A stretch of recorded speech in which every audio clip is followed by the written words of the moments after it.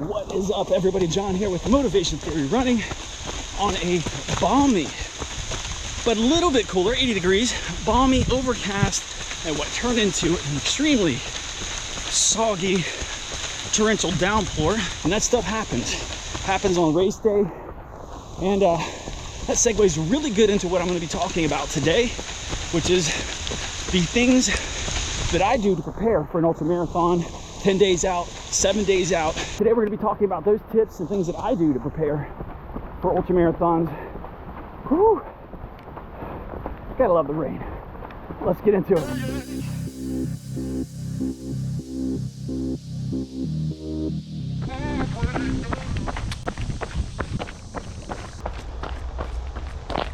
So, tip number one of things I do before my ultra marathons would be sleep.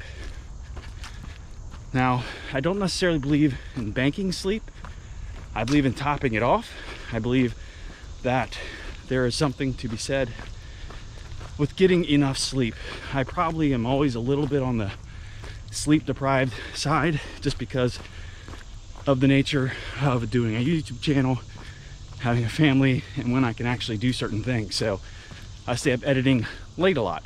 So the week or two prior to a race, I make sure that I am, this hill. I make sure that I am getting enough sleep, getting at least 8 hours every single night. You're done with all of your hard workouts and you're in your taper. And during that time, you know, your immune system can be a little bit beat up from all of the hard running. So making sure you get enough rest just helps with a few things. That you're coming into the race day well rested, that's common sense, but that you're also helping your immune system get a little bit stronger and that you're able to fight off anything that may be creeping around you. You definitely don't want to miss out on a race because you got sick or even go into a race day with a cold.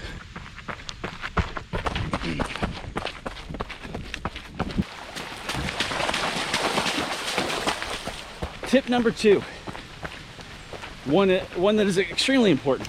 All these are important, but this one is definitely important because you don't want to deal with a ton of stomach issues if you can avoid it. So when it comes to my nutrition, the last 10 or so days, I don't mess around. I stick with things that I eat all the time. I try nothing new. I've occasionally had foods that have tore my stomach up for several days. That doesn't happen during the week or so before a race. I stay with a little more bland foods and I don't experiment with new restaurants or really eating out too much at all that last week, just because you never know what can happen. Foodborne illness and tolerances that you might find out you have. You just don't want to deal with that approaching a race.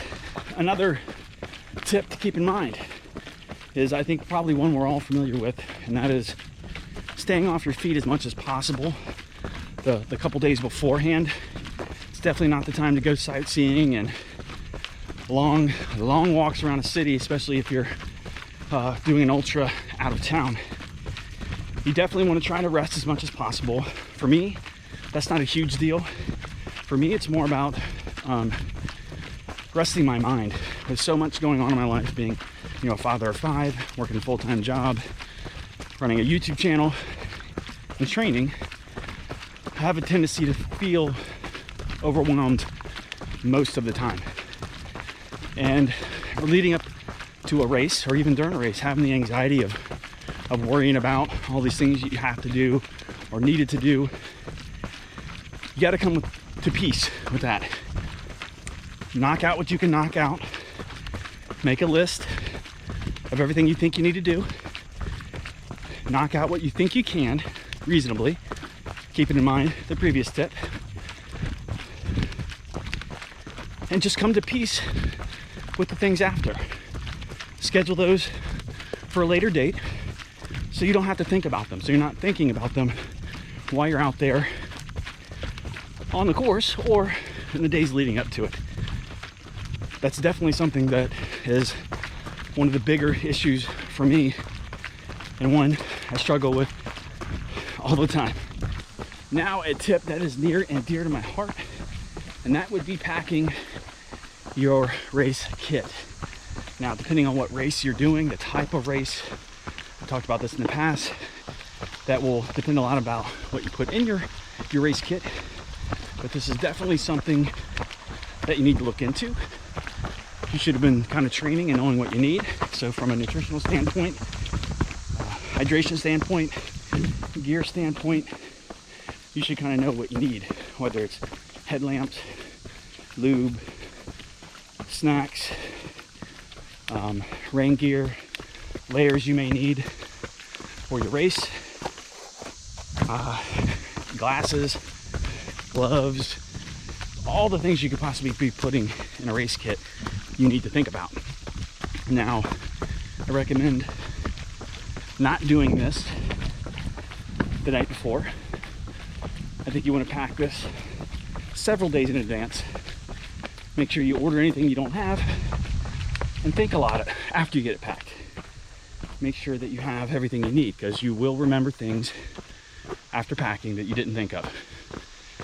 I would make a list and then pack it all, and then check it again before race day to make sure everything is where it needs to be. This is one of the things I enjoy doing. Prepare for everything. That way you're ready for everything.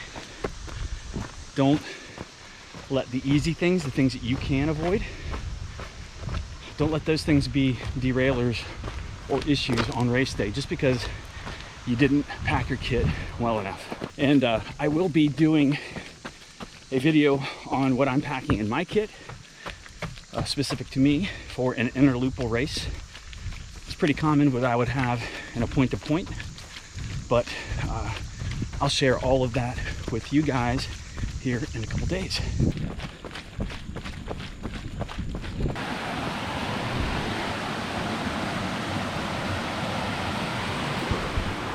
Whew. Gotta watch out, I slipped here before. It was much colder, but I slipped off that rock down into all those jagged rocks down there, tore myself up really good. All right, the sky has completely opened up on me now. It's probably very loud. So the next tip goes kind of hand in hand with all of these, but especially the previous one with packing your kit. And that is the research part of running an ultra marathon, which is one I love. Also, I love looking up the race course, looking at the elevation profile, aid station, how far apart they are, where you're allowed to actually have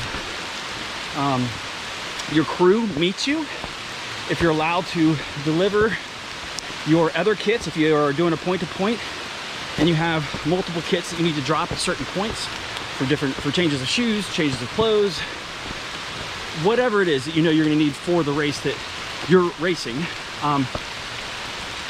You need to plan all that out, get it all organized. Again, I'm a list maker, I make lists. So I think writing all of that out, typing it up, labeling each kit, where the kit's supposed to go, why that kit in particular needs to go to that point, making lists and maps and reminders for your crew that are going to be meeting you certain places.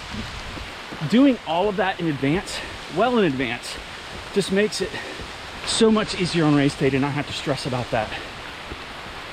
Races that I've done that have been a little bit more complicated, my crew, aka my wife and friends, I made sure that every attention to detail was put into the planning, the times when to expect me.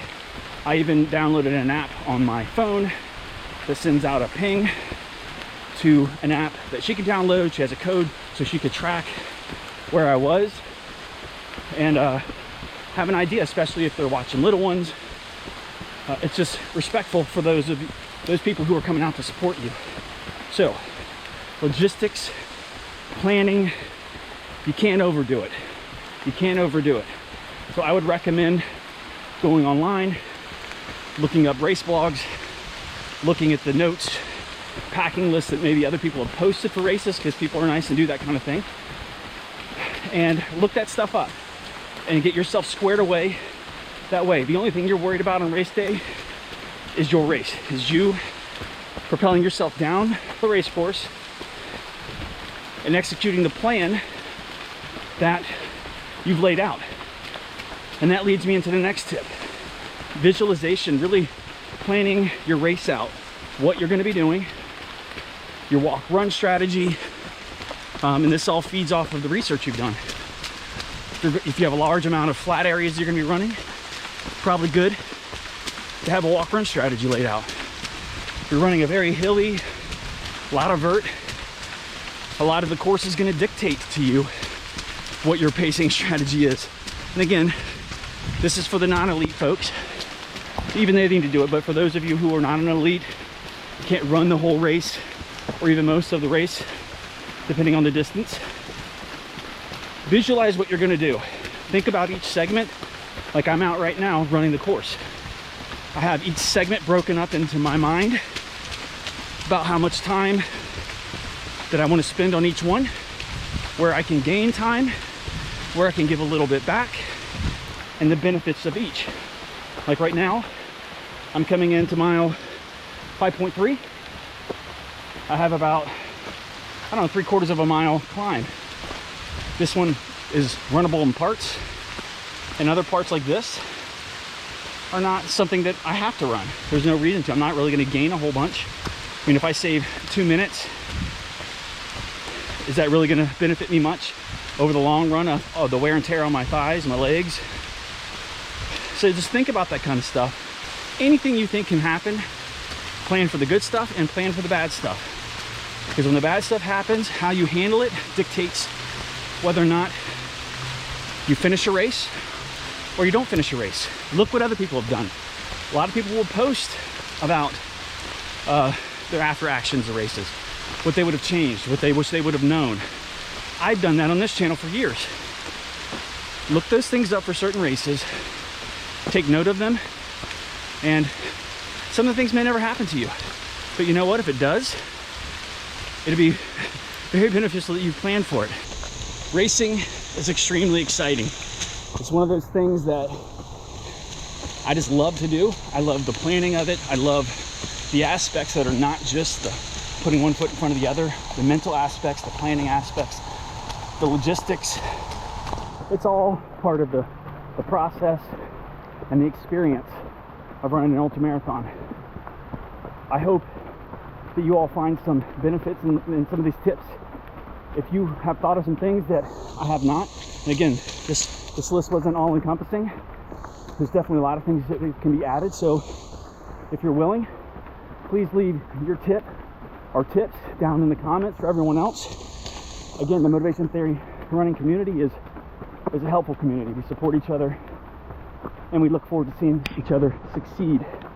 And that's why I made this channel and why I do this. So I appreciate all of you watching and supporting me in this channel. And I will leave you with the rest of my playlist for this planning, getting ready for my 12-hour race. I'll leave that over here and you guys can click on one of those videos. And thanks for watching, and I'm gonna see you in the next video, guys. Take care.